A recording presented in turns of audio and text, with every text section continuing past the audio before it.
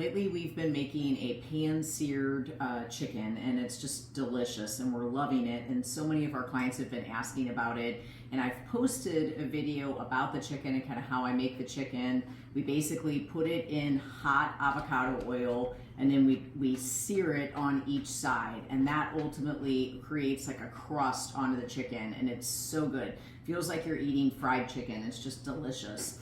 But the real secret to it is the sauce that I make for it. It's so good. And we drive all the way to Whole Foods for this mustard, and we usually go there and we buy like 20 of these mustards. If you looked in my pantry right now and downstairs in my basement, I have like an entire shelf of this mustard.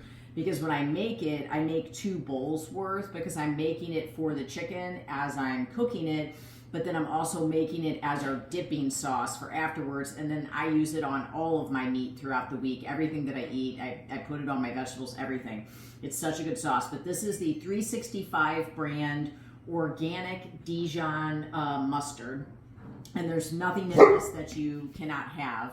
So that's the one you're looking for. Now, I'm sure there's other Dijon mustards that are great, but we love this one. It has apple cider vinegar in it, and that's why we stick with it. So I put the entire bottle of mustard in here, and then I'm gonna grab my avocado oil, and I'm gonna put like about 1/3 of a cup of olive oil, or I'm sorry, of avocado oil. And you definitely want to make sure that you use avocado oil, because the heat is going to be high on this chicken, and you don't want to heat that olive oil up too hot.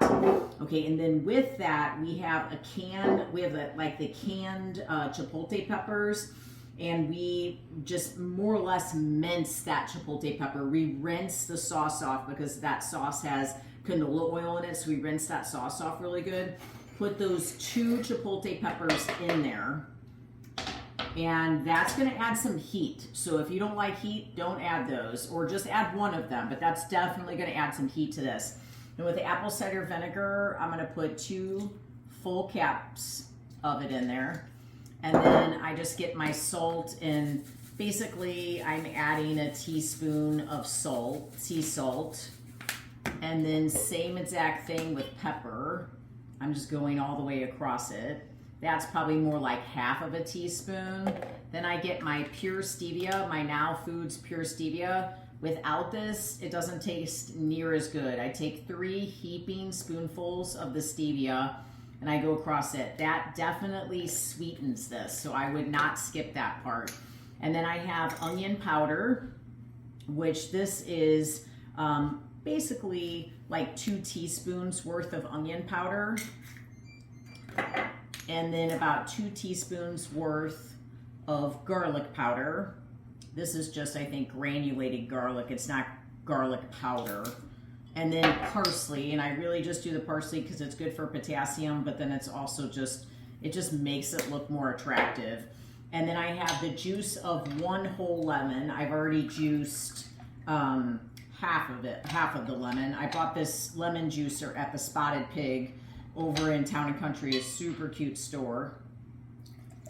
Okay, put my lemon juice in, and then that's everything. One type of whisk that I love is this like flat gravy whisk. I love this. It's one of my favorite things. I got it at Williams-Sonoma, and I'm just really getting this all well combined. And what I will ultimately do is take all of my chicken strips, and I'll just dump them in here, and I'll just get it super well covered.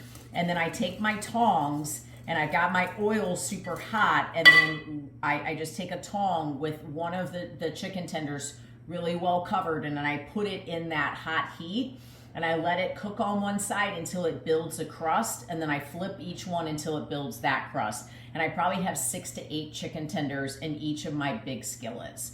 Hope that helps you guys. This is an amazing dipping sauce for anything that you're making, so I highly recommend trying it. Again, it's that Whole Foods 365 brand Dijon mustard.